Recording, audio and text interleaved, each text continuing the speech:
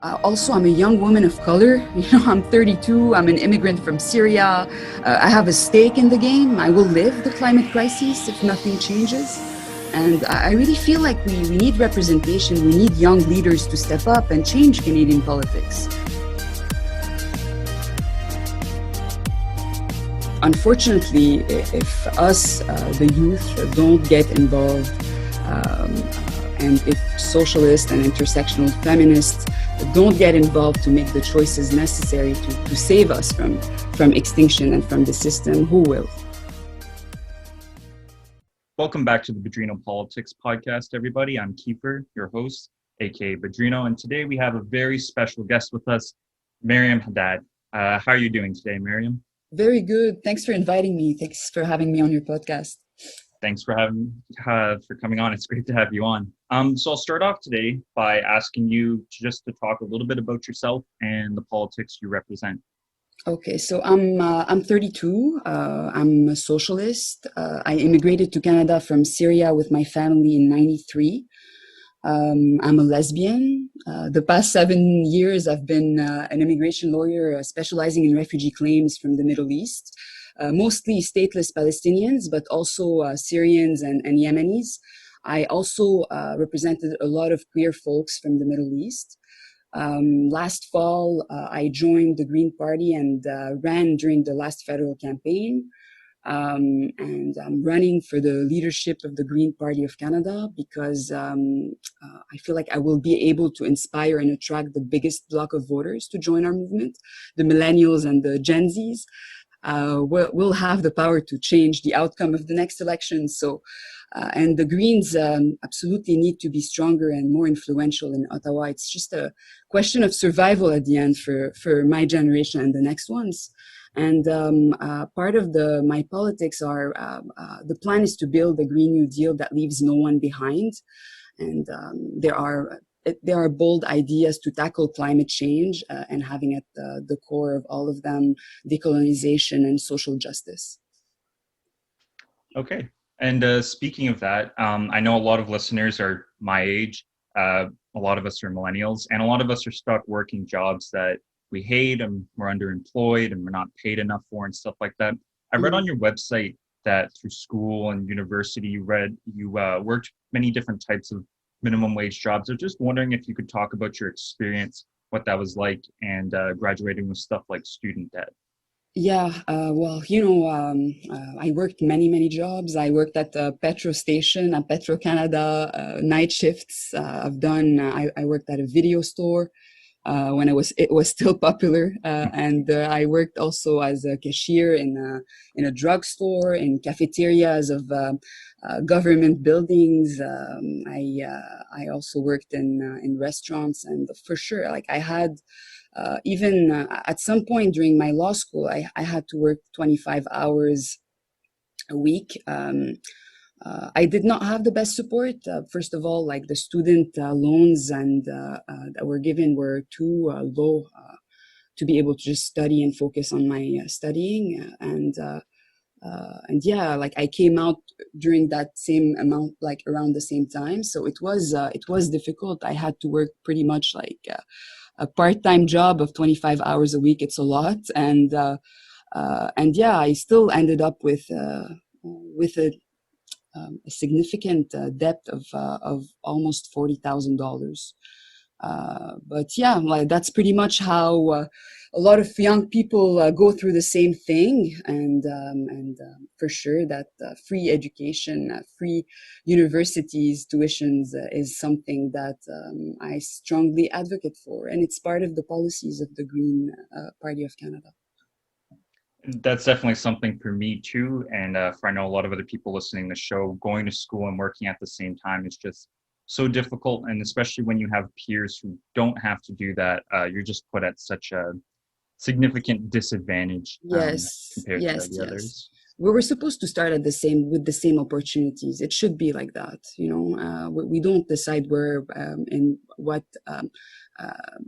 amount or in which family that has like on what's the wages of our parents and how much money they're making. But I come from a humble background, and my parents like helped me out. Don't get me wrong. They did a lot. They did as much as they could, but it's just very unfortunate that we just don't start our life in the same position as like others. But we need to have some universal services. One of them is to actually be able to go to university without being worried about paying the tuitions, and not starting your adult life and in your professional life with a small mortgage to pay off.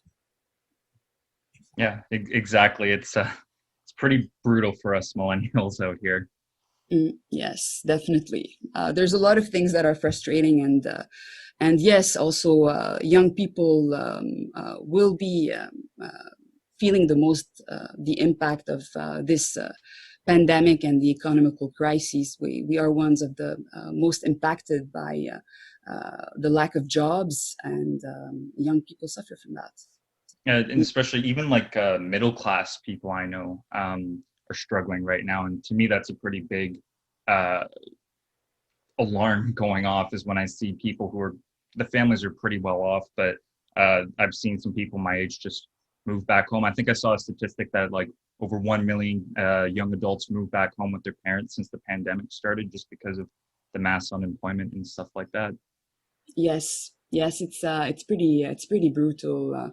Like the millennials, we've been, and I've lived through the past a bit more than 10 years. We went through two economical crises.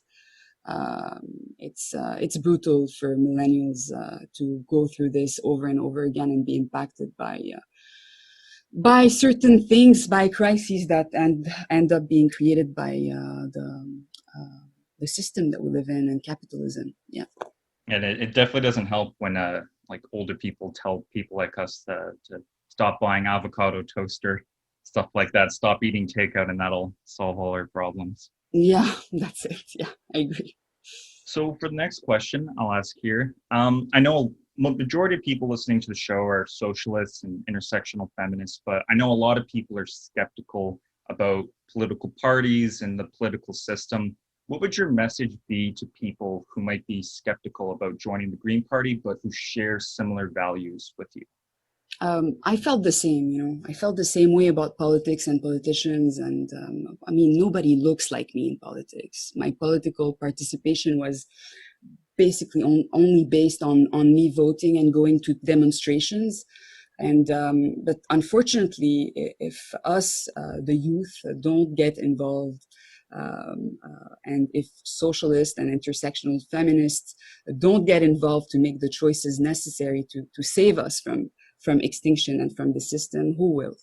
And I felt a sense of responsibility towards us. And I am at the intersection of many equity-seeking groups, and I understand the skepticism of some listeners. And there's a lot of work to be done within the party to become diverse. That's one of the things that are lacking. And if I become the leader, I will make sure to have a diverse slate of candidates for the next campaign, and they will run in ridings that can be won. We won't be tokenized. That's what I could say. And there's no federal political party on the left at the moment. And if you are a socialist who joins the Green Party of Canada, just to vote for a young socialist leader, it will have a ricochet effect on the NDP and other parties. And if the Green Party of Canada starts to occupy the left-wing space, we could change Canadian politics by making it a race to the left, rather than a race to the center-right, which is what has been happening for the past decades. And we just got a unique opportunity to have a truly progressive leader in Canada who wants change. And the Green Party has only 25,000 members. That means that if young people, just few, and socialists join the Green Party of Canada, we can shape the party and the future of the political landscape in Canada. And also, as a truly grassroots party, the platform is made by the membership. We already have the most progressive policies on most issues. Okay, we could still improve them and improve our party's policies and make it reflect our values even more. And I see the Green Party of Canada as the parliamentary vehicle and a voice for activists and youth, millennials and Zoomers of this country. To bring a real change. And at the end, time is running out. You know, what happens in the next 5 to 10 years will define just our future and our existence on this planet. Yeah, I definitely see that, especially when you mentioned how many members there are. That was a topic I discussed on the show before, just how important leadership races are for changing a party's policies or making them more progressive and stuff like that. And I'd like to say to viewers right now, it's, you know, a handful of people can really make a difference in these types of elections, just because there's not that many people. It's not millions of people voting like the general election. These elections are really important. They can be very narrow, and a handful of people signing up can change the entire future of the political party. That's exactly it, and I think people should do that for every single party, even like the conservative race. It depends who wins, you know. Like we could see things that are different coming from each leader, you know. So it's important to participate, and even like for NDP members, if they do join the Green Party of Canada to vote for me. And to vote for a socialist to be the leader, that will encourage even Jagmeet Singh to go on the left also and to become more progressive. I know it's important for him, you know. So it's really a question of having all the political parties going to like participating in a race to the left. I really see it happening, and it doesn't mean that these NDP members will have to stay with the Green Party of Canada. They can just simply participate in our election and then go back to the NDP. Nothing stops them from doing so. This is how it's important, the participation of everybody. As you said it very well, it's the size and the structure of the Green Party of Canada makes it a perfect tool to be able to become the voice of the progressives of this country. Yeah, definitely. So the next question I'll ask is about basically just about socialism. I've talked about socialism on the show before for certain listeners and stuff, but I was wondering, what does socialism mean for you? Well, it means that all the policies that I am a socialist, but for me, what it means is that all the policies have at their core social justice. It's also for me that all together we have a common goal for the well-being. We have a common goal that we're all going towards, and we need everybody on board to be able to achieve it. And the climate crises, we need everybody on board to be able to achieve it, and that means that everybody needs to live in dignity to be able to participate in that fight. Because somebody who is struggling to survive and to have a meal on his table and to feed their children will not have necessarily, might want to participate in fighting against climate change, but won't have necessarily the capacity to do so. So that's what it means for me. That's cool. So one of the other topics I've covered over the last few months is mainstream media and how it's typically usually very hostile towards socialists or even people who are somewhat left-wing leaning. Examples of that would be like with Bernie Sanders or Alexandria Ocasio-Cortez or even Jeremy Corbyn and stuff like that. If you were leader of the Green Party, how would you combat that kind of hostility from mainstream media that they usually have against socialists? You know, we've been already struggling. The Green Party of Canada was struggling with mainstream media in the past. It's the same way that they were hostile to us by the way they were covering us during the last federal election. We don't get much attention, and when we do, it's most of the time when there are scandals and unimportant drama going on, you know. not real topics, not real, they don't really discuss our policies. But that's completely fine, because we have the alternative media to turn to. There are podcasts that exist where we can pass our message to the people who have a distrust of politics and politicians and of the mainstream media anyways. There's a lot of folks like that. And it's these folks that we need to attract and inspire, and that will vote for us if we are clear on what we stand for. That's the way I see it. We could also be very strong on social media. This is another way to be able to pass our message. So the mainstream media might not be on our side, but the alternative media will. And we can have very strong and inspiring social media campaigns. How do you think the media's covered like the green leadership race so far? Well, there were some problems that happened within, like during the leadership race. There were some racist comments that happened from one of the leadership contestant that ended up being just put on, like he was removed from the leadership race. So the mainstream media covered that.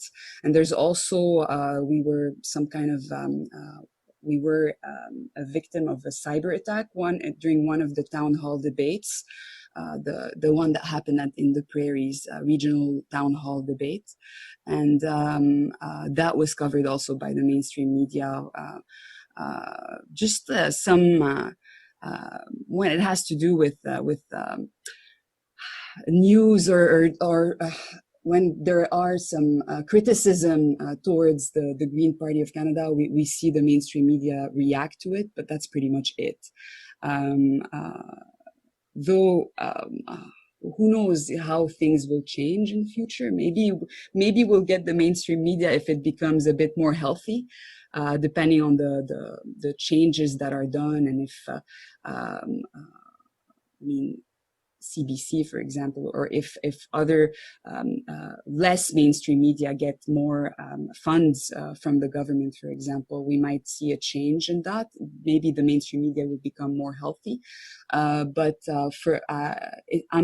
I'm completely fine with it, and there are solutions to be covered and to reach out our message to the most people, people as possible. So I'm not worried about that.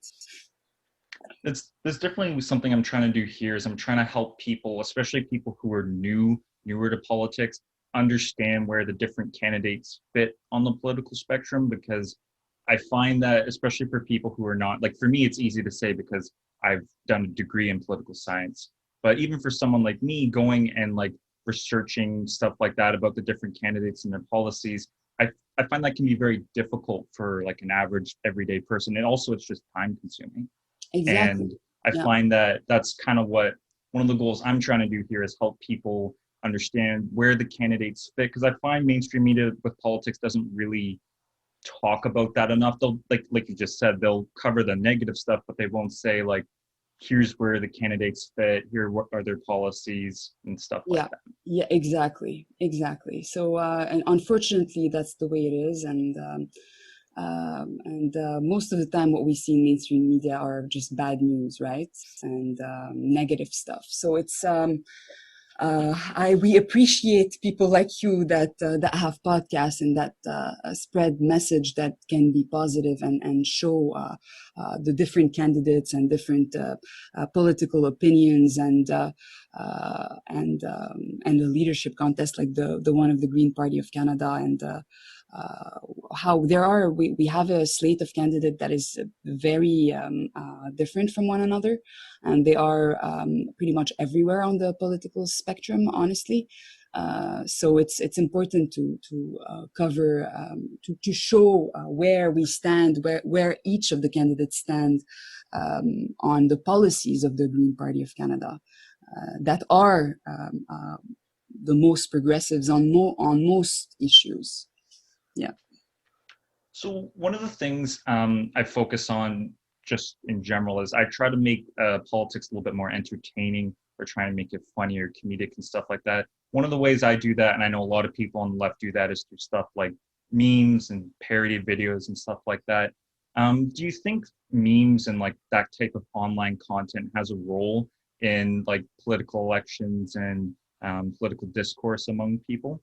Of course, and it is part. It's important to pass our message. These memes, they go viral, you know. So we, as much clicks on certain issues or certain memes that are funny, and comedy is something that people like to see on social media. So it is part of, it is a tool like another to. That is strong and can be inspiring. Yes. Cool. So I know a few listeners have messaged me and said that they're down to deciding between you and Dimitri on who they're going to vote for, like to put in first place in their votes for the Green Party leadership. Mm-hmm. What differences would you say you have with him in policy? Well, me and Dimitri align politically on pretty much everything. I'm talking about building a Green New Deal. That he is not talking about that. I'm talking about a green federal jobs guarantee that goes hand in hand with a universal basic income. This will be very, very important in the transition of our economy. And to have a just transition, of course. And also, I'm a young woman of color. You know, I'm 32. I'm an immigrant from Syria. I have a stake in the game. I will live the climate crisis if nothing changes. And I really feel like we need representation. We need young leaders to step up and change Canadian politics. So that's how I see. This is the main difference between me and Dimitri, because politically we align.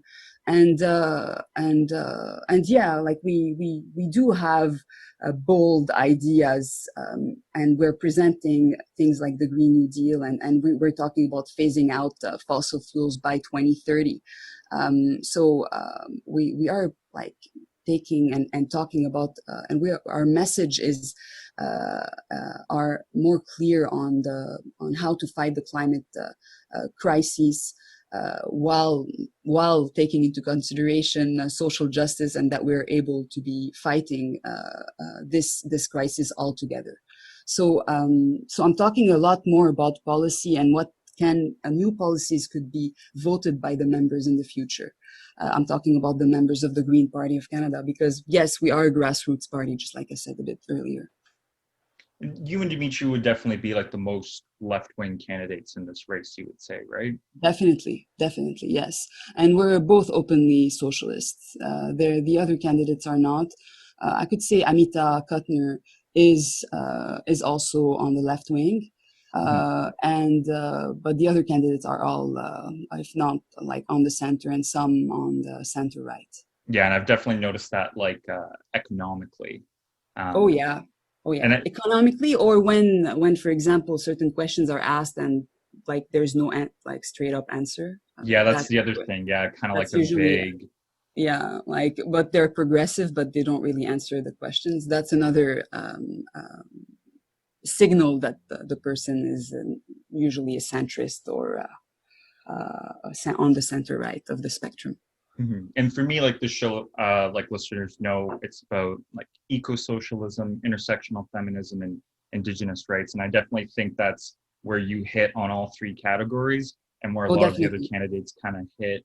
They might hit one, or they might hit two, but they don't hit all the policy on all the fronts on those issues. Yeah, I've been advocating for defunding the police and decolonization, which other candidates have not really been talking about. So yeah, like I do talk about Indigenous rights, and like we want to build this Green New Deal hand in hand with the Indigenous communities as equal. They are at the front lines of the climate crisis, and they have the experience of living through apocalypse that is still ongoing. Colonialism is an apocalypse for Indigenous communities, and of course, like building this Green New Deal, they will be building it with us hand in hand. It's their decision at the end, you know. It's they are their own voice, and they will take the decision, their own decisions about their sovereignty, and we need to encourage their sovereignty and their fight against for all their fights for their sovereignty, we should be with them fighting. So it's yeah. So I'm talking about all these subjects, and yeah, that's it. And that's what I would definitely say too, because I notice with when people are talking about like defunding the police, and I've seen even some like kind of like social democrats or even like centrists start saying that, which is a big change for someone like me who like someone like me, I started caring about like Black Lives Matter, like it was back in high school for me with Mhm, Trayvon Martin and stuff like that. mhm. And for someone, when I saw that change and I saw a lot more centrists talking about that and talking about Black Lives Matter and talking about defund the police, one thing I'd really like to like talk to those people about is that like you're the candidate who actually wants to defund the police. There's very few candidates who in Canadian politics who actually want to do stuff like that. And Yeah, when people yeah. say those slogans and they'll say it online and they'll say, "Oh, I support this," but when it comes to actually supporting uh, these policies, I don't think you can say stuff like you care about Black Lives Matter and you vote for Justin Trudeau, because those two things just don't go No, together. no, because placing a knee on the ground doesn't do anything if the policies don't change. And like at the end, and essentially, I'll just talk about the RCMP because it's it's a police, it's an institution that is federal, and they were originally created to displace indigenous people from their lands, and the ones that weren't cooperating would be starved to death. So and the RCMP continues carrying out violence against indigenous people, as well as racialized, and as well as poor and mentally ill and marginalized people. So there are many people that are targeted, and so the RCMP is, it's fundamentally a brutal and punitive institution. They are at the complete opposite of what the communities need. The communities that are increasingly struggling with health, poverty, and well-being, and the funding of the RCMP must stop. And the RCMP and all the police must be disarmed and dismantled at some point. It's a long-term thing, and we need to increase the funding to social services that allow our communities to be healthy and well. And we're talking about services such as affordable housing and education and universal pharmacare and universal mental health services and community centers. And there's so many things that can be done to just address the root issues of crime rates and criminalization. And the moment that you address these root issues and you dismantle the police, well, the criminalization significantly decrease. It's all about reimagining community safety in a way that it's just non-punitive and just focused on rehabilitation instead. And at the end, and I advocate for it, and I'm very, very, I strongly advocate for it because this is, I'm just like, I'm following the lead of many scholars and the activists who have proposed that defunding the RCMP is what the communities need to thrive. And like the usual answer that we get is that, but how can you deal with criminality? We know we cannot bulldoze prisons and shut down all policing institutions tomorrow, especially that they have been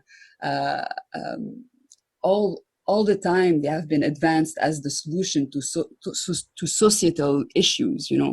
But we are in a long game committed to societal restructuring, and the Green New Deal that I've been talking about, one of the bold ideas must include defunding the RCMP. Yeah, and like speaking of that, I made a post a while ago about Chantel Moore, and how she was murdered by police as an Indigenous woman, and I compared it and contrasted it to that guy, I think his name's Corey, whatever, the one who tried to attack Trudeau with a bunch of guns, and Mm-hmm. how he tried to Mm-hmm. attack the prime minister with a bunch of guns. The cops sat with him, I think it was for an hour or two to talk him down and arrest him, and he wasn't even hurt. And Chantel Moore, this young Indigenous woman, was literally killed by police. And that post, I think like 300,000 people saw it. So what I'd like to say to those people who saw it is if you're if if that kind of resonated with you and you're thinking about that and you're thinking about why was Chantal Moore murdered and why was the white guy, how did they manage to arrest him without even hurting him? I'd encourage those people to listen to what you're saying and listen to politicians and people running in leadership positions like you who actually have a plan to address this and stop this. And like you said, the academic evidence around this it's really undisputed. It's just an issue of public opinion and certain people, they're so pro-police or whatever, but the academic evidence about this stuff, there's so many studies on drug decriminalization and prison abolition and just different stuff like that that show society can be better when And you get rid of these decriminalization of carceratory sex work, for systems. example. Yeah, Sorry about exactly. that. Like even like there's so many things that must be decriminalized to address the root issues. And yeah, like at the end, we gotta find a way to address systemic racism and colonial violence. And if the institutions are fundamentally built on racism and colonial violence, well, we must dismantle them. And yes, there are many scholars that are working on that. I know in Carleton University and Ottawa U, there's a bunch of professors and students that are working and advancing and advocating for prison abolition and police abolition, and of course, it's a long-term policy. We have to see it on the long term, and it's a bit the same way as we see the long-term fight for the environment. But now there's just no time to waste. We only have like 5 to 10 years to react, and it's more like 5 to 7 years if we want to be realistic. Yeah, exactly. And like you said, time's definitely running out. I'll get to some of the listener questions here. I'll start off with the first one. It says, my question would be in regards to the realities of parliamentary elections, specifically what Meryam thinks is the optimal route to enact a Green New Deal, restructuring the Canadian economy. Would that be working for general election reform? I guess like PR, like proportional representation, working with the Liberal government on a bargaining system or some kind of coalition with the NDP? Yeah, well, they're all of the above, honestly. So I know that PR is what we need to fight for. What can be done is that all the oppositions can have an agreement prior to the elections, to that if one of us win, that we absolutely have, like, for example, not necessarily a referendum, but to implement PR for a certain amount of elections, and then after that we can have a referendum, just like they did in New Zealand, and also during the PR, the proportional representation campaign, we must popularize only one system voting instead of going on all of them, and showing all of them and which one is the best, because at the end people do want a better democracy and want a proportional representation, but the specifics of each different systems is not something that they necessarily put a lot of attention to. But before we get to a PR, because as I said, like we just don't have any kind of time to waste. A collaboration will be very, very important. We do need, I'm not saying that we need to become only one party, us and the NDP, not at all, but there are possibilities of collaboration during the elections. The plan is to save us from extinction, and I'm sure that we can unite with other parties and MPs that share our values and goals. And my plan is, as the leader, after asking the membership of the party, if we can have this capacity to collaborate with other parties during the election, I can ask, for example, Jagmeet Singh, can we collaborate on certain writings and see how we can go forward to make sure that we unite the left. If even if he refuses this option, I would still go ahead and decide to place, for example, paper candidates against Nikki Ashton or Leah Gazan, because we want these MPs at the House of Commons. There's just no point having a strong Green candidate who might jeopardize their seat in the House. We want them with us in the House in Ottawa and fighting for our goals. Yeah, definitely. And I definitely have my criticism of the NDP, but like you just mentioned, Leah Gazan, Nikki Ashton, I like Matthew Green too. There's a few NDP MPs that are like kind of similar on the kind of further left than the party, I would say. That's definitely one criticism I have of the NDP is the federal party is what it is. There's a couple really good members, but the party itself, it's definitely not like a, some people wouldn't call it a left-wing party. I kind of say it's more of like a center-left party. Yeah. There are certain members, but that's the other thing too. It's kind of like what you mentioned, is that the party in Canada, the parties vote with their parties, and if you vote against your party, the party whip will punish you, and you'll get kicked out of the caucus. So yeah, there's a problem there. Yeah, but we gotta do politics differently in the next few years. We don't have a choice. It's a question of survival at the end, and yeah, like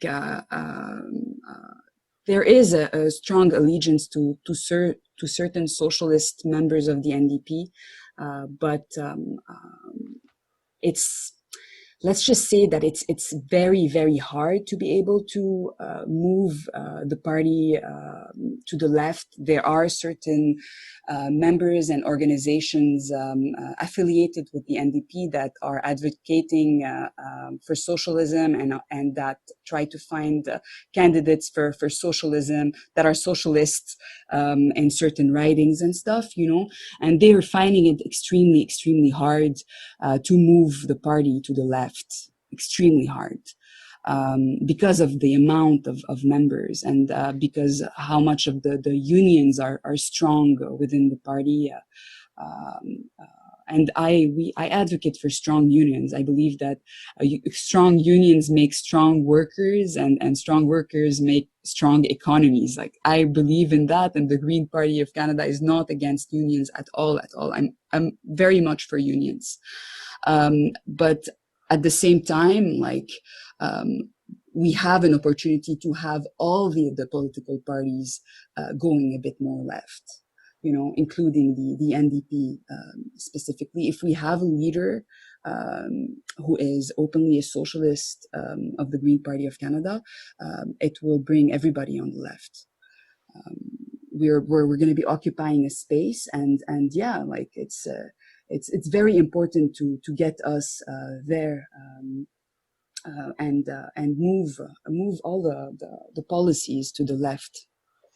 And that's another topic I talked about, is like shifting the Overton window to the left in Canada. And that's one thing that I encourage people who might be kind of NDP partisans. I know there's a few of you listening right now who might be, upset that we're saying this about the NDP, but when it comes to being left-wing, if you identify as a socialist or left-wing or stuff like that, there are ways to improve. And a perfect example, I would say, with the NDP platform last election was they didn't have anything really for student debt forgiveness besides getting rid of the interest rates. But when I saw that, I was really disappointed last election, because I'm watching Joe Biden in the United States, and even Joe Biden in that ridiculous campaign, he's proposing some form of student debt forgiveness. So to me, on that specific issue, it's not a good look if you're to the center of Joe Biden.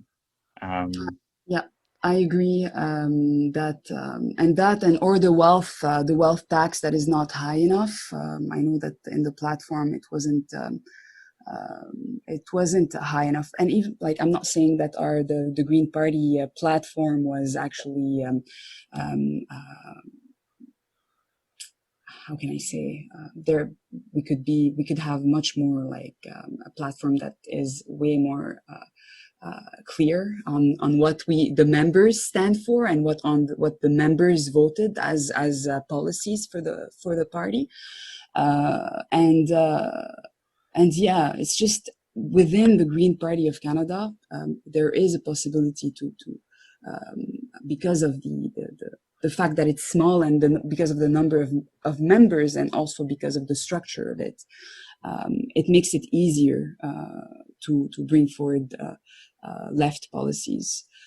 So yeah, and it's important to speak in a clear way, and more members, and I'm just talking just in general, this campaign that I have, there's concerning the volunteers, we were able to attract like 40 volunteers that had nothing to do with politics before, and they were just inspired by the campaign.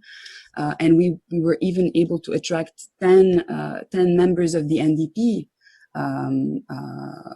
to join the campaign because I'm a socialist candidate, and they see it as an opportunity. But their allegiance after the race and after I become the leader, they might go back to the NDP afterwards. So this is how it's presented. And I respect the members of the NDP, and I respect the allegiance that they have for the NDP. We're just talking about the problem of Canadian politics where everybody's just racing towards the center and the right instead of going left and what for the people at the end. The politicians and political parties should represent the interest of us, and honestly, they've been representing just the interest of the few, just a few. And yeah, another thing about the NDP that gives us a lot of it's like provincial NDP governments ended up not taking necessarily the right decisions for the people. For example, now the NDP government of BC is just gave some permits to mine coal in 2020. Like we're in the middle of a climate emergency, and it does not make any kind of sense. And that's definitely the position I find myself in, is that I used to, in the last NDP leadership race, I voted in it. I voted for Nikki Ashton, and the type of journalism I do try and practice is that I will be open about my beliefs, but I also will be like objective in my analysis and stuff like that. And that's obviously what I plan on doing, is voting in the Green Party leadership. And I won't lie to viewers. I definitely probably will vote for you for first, and probably Dimitri second. But that kind of idea, which you said, I think that's really important for people to understand, is that I know some people who are listening, you might have this kind of emotional attachment to the NDP, but they're probably not going to have a leadership race. I think they're probably going to keep Jagmeet Singh. So there really is kind of a inherent value in trying to shift parties left. And like we discussed earlier before, if there's like 25,000 people voting, there's going to be hundreds of people who hear this. If everyone signs up, that could really make a significant difference in the political outcome, because it's been a long time since Elizabeth May became leader of the Greens. Like I've always been interested in politics. I was like a political nerd when I was a kid. And I remember seeing her, I was like a kid when I think I first saw her. And this is a really important election for the Canadian left, because like you mentioned before, there's a really wide range of candidates in the Green Party leadership. There's some centrist ones, there's some right-wing ones sort of that have like right-wing kind of economic beliefs, I guess I would say, and then certain environmental ones. And that's something that I really wish the media would be a little bit more, would cover the race a little bit more, because this is a really significant development in Canadian politics. The direction the Green Party goes is going to be absolutely huge. It's a historical opportunity that we have right here during this leadership race. It's not only historical for our own party, but it's historical in Canadian politics. So we'll get to the next question here. Someone asked, I'm wondering what Meryam's thoughts are on how to flip the West's economy onto something greener. And I'll extend this question to, I guess, as well as like, how would you frame making the West economies more greener to like everyday people out there? Um, eh, you're talking about the Western countries, right? Is that what? Alberta. Okay, okay, okay. Well, well, okay. What I could say is I'm not an economist. Okay, I'm not a specialist, but I surround myself with intelligent people, and I listen. I have spoken to one economist, D. T. Cochrane, and he's from York University. And I know that it is possible to transition our economy, and it's about like implementing jobs also. Like um, people are really scared. It's all about the workers at the end. People have been scared to lose their jobs. They're scared of that transition. And as long as we're able to present it to them that the transition will be fair for everybody, it will create a quality, sustainable jobs for everybody, for the fossil fuel workers, and that they're not going to be left behind. We'll be able to have them on board, and if some of them, for example, want to retire or to study. Free education is important for them to go into another field, or a universal basic income can help them actually decide to open their own company, for example. So this is why a green federal jobs guarantee and a universal basic income are important to implement at the same time, and within a Green New Deal. And if we're able to make people understand that it's nobody will be left behind in this transition, we'll have people on board. That's pretty much how we see it, and we've been talking to a lot of people about this, and people are understanding more and more that this argument that, oh, we're going to lose so many jobs is just not a valid argument anymore. The quality jobs that I'm talking about are in infrastructure. Okay, they are in infrastructure, in decontamination, and we want to also nationalize internet. So the the grid needs to get to very secluded areas. This will create a lot of jobs, and also. Another thing is that it's jobs also caring for other people are green jobs, like jobs in childcare, jobs in long-term care. There's also jobs in care for like, let's say, technology to repair some obsolete or like to repair some tech instruments or things. It's just about like creating a new economy that cares for the planet and cares for the people, and where we have jobs that are locally based. So this is what we've been talking about, and it's been convincing to most people. Yes. I watched that video with you and David Murner when you were talking about socialism. I think this topic came up, and I find it interesting because like I've worked in a lot of different like random blue collar jobs, and I've met a lot of people who've worked on oil fields, and Mm-hmm. it's so interesting because every single one of them has been laid off or fired or Yeah. whatever at some point. The jobs are not stable, but I find that No. there's a culture that they kind of belong to with it. Mm-hmm. Yeah, yeah, yeah. It's the jobs are not only not stable, but they're very hard on their health also. Yeah, exactly. So if we're suggesting jobs that are quality jobs, unionized with benefits, and jobs where they're gonna stay healthy and they're sustainable in time, well, you'll have them on board. Like, it's if you're suggesting an option that is better than what they already have, why would they not be on board to transition? I think at the start they might be hostile just because there's such a distinct provincial culture with conservatism and like certain things within Alberta that where I think they might at the start they might be like, oh, I'm not going to do that, I'm not going to sign up. But once a couple of their buddies. I just see it once a couple of their friends end up getting a green job, whether it be installing solar panels or upgrading internet, and they're making better money. It's more stable. It's safer.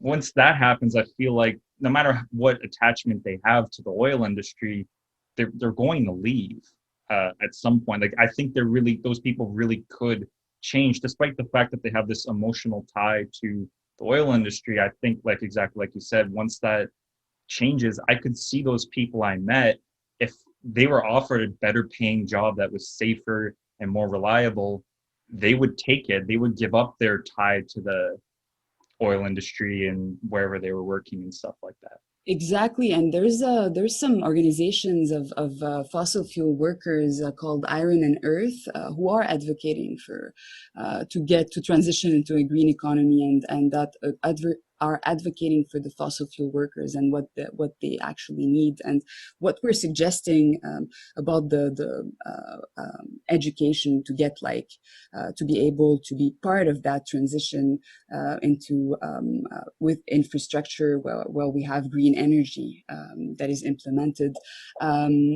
It's one of the things that we've been talking about, but it's so there are a lot of fossil fuel workers that are advocating for this transition, but this transition needs to be just, and they will not be left behind.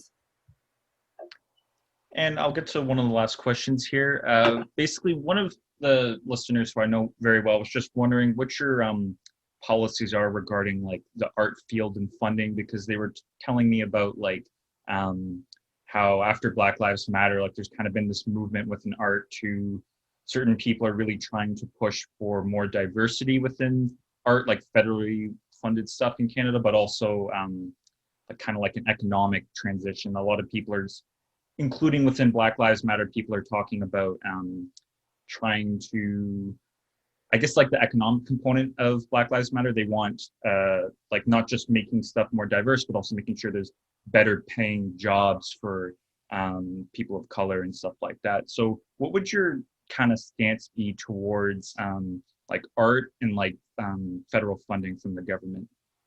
Art was about the New Deal in the U.S. Art was an important part of the New Deal, and there was a lot of art that are still exposed until today that were done by artists during the New Deal era, and I believe we should be. It should be the same within the Green New Deal that we want to build. So it could be through a green federal jobs guarantee where artists would be paid to make some art, or just the ones that don't want to necessarily be employee of the government. They can just have their universal basic income and be able to live in dignity and do what they want to do, which is like make art. And yeah, that would be one of the this would be a solution for art funding. Yeah, that would, I think, directly address the problems that I know a few people in the art field right now, and a lot of them are people who have, they're very qualified for their jobs. They have master's degrees, they have various different stuff, but finding a job is just so hard in those communities, especially stable jobs, decent paying ones with benefits or stuff like that. Developing art, and it's a very essential and very important part of our society, of any society. Art should always be pushed by the governments. That's cool. So at this point, I'll ask, is there anything else you'd like to discuss? Not really. I think we covered pretty much everything. For sure, it's very important to encourage your listeners to join the Green Party of Canada and to vote. It's a ranked ballot, so it does make a difference to participate and to try to get a socialist leader of the Green Party of Canada. So I'll include all the links for people listening on Twitter, Facebook. I will include the link to Meryam's website to donate, and also to how to become a Green Party member. I think the election starts online. Is it September 3rd it Uh, starts? no, it starts on the 26th of September, but the new members, they have to join before the 3rd of September to be able to participate in the election. Concerning the new members, even when you become a new member, and you go through the my own donation page, your membership fee can actually go towards the entrance ticket of $30,000 to be able to continue being part of this race. So I really need the help of everybody. It is a small donation of $10 at the end, and a membership for 1 year is $10. Any kind of help of small donation can help to build our movement. And I imagine that's really important, especially with like the pandemic and stuff like that. It must be really hard to run a campaign right now, Oh, trying to get funding and definitely. stuff like that when Oh, you can't definitely. do stuff And really I'm in young. person. Yeah, and I'm young. I'm 32. I'm an immigrant. There are many things that make me, in a certain way, that it's harder than others to actually get donation. It's even worse when during pandemics. But honestly, like we've had a lot of support so far. I haven't like we haven't we're not yet.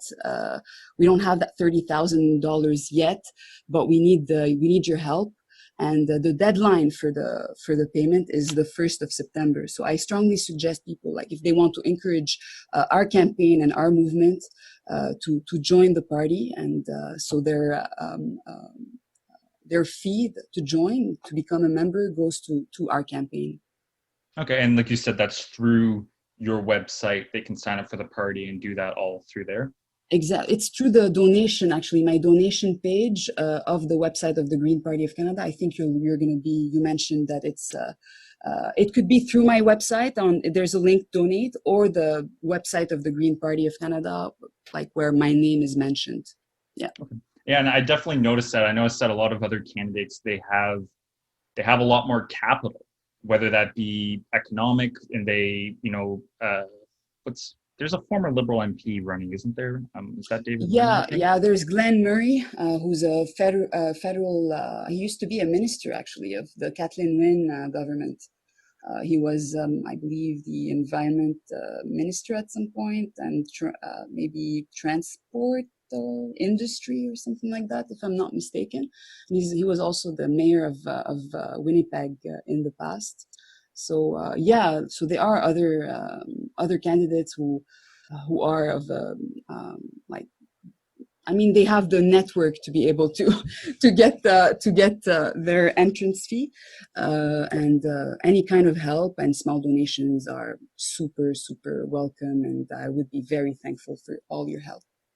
Exactly, and like some of those people, like they also have whether they used to be an MP and they have a bunch of money or whatever, but they also have like connections, like you said, like cultural and social capital with bigger media organizations.